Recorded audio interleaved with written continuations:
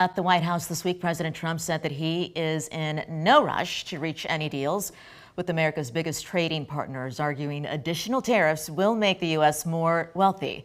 Last week, though, Trump abruptly hitting pause for 90 days on tariffs on most nations after markets volatile just went down, plunged as some predicted. However, the president did ratchet up import taxes on China to 145%. The Chinese leader is now working to strike new trade deals with some of the neighboring countries to them. Here to talk through these developments is Jeremi Suri. He's a professor of public affairs and history at the University of Texas at Austin. Professor, welcome back and thanks for being with us. Always good to be with you. So we want to start there with China's efforts to build some stronger trade relations with neighboring countries.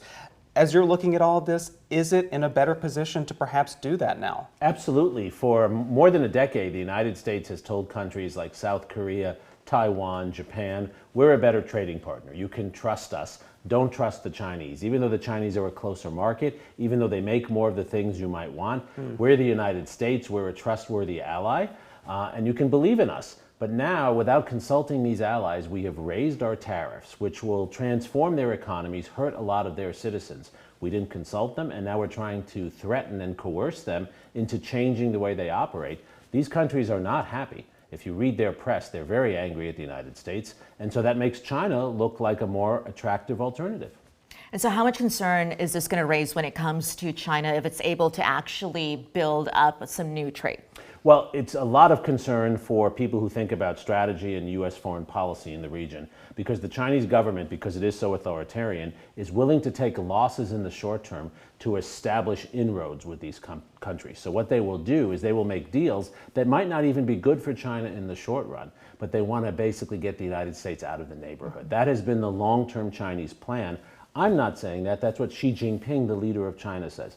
China wants the region to be a region dominated by China, so they will take economic losses for that purpose, and we've opened the door for that now. And as we mentioned a few moments ago, the president did hit pause, at least for 90 days, on most of these tariffs that were supposed to be retaliatory against some of these nations. But what impact do you think that has on America's relationships abroad? Well, the pause is actually another problem. I've talked to a lot of scholars and diplomats from some of these countries.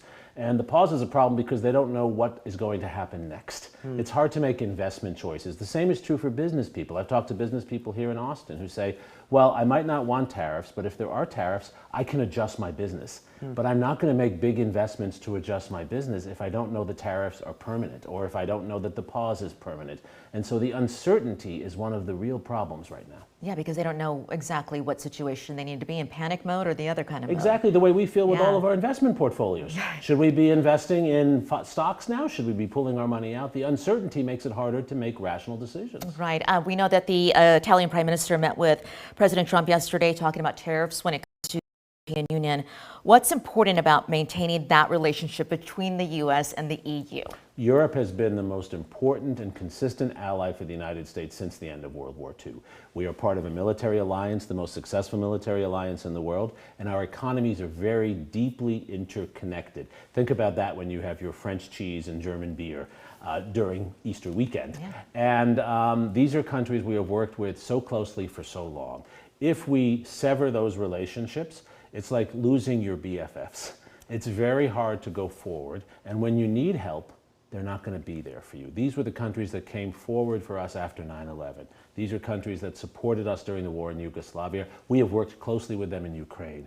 If we don't have our BFFs, we're going to be alone in the world. Professor Jeremi Suri, we appreciate you always coming in to share this perspective. Thanks again for doing it today. Thank you for having me. All right.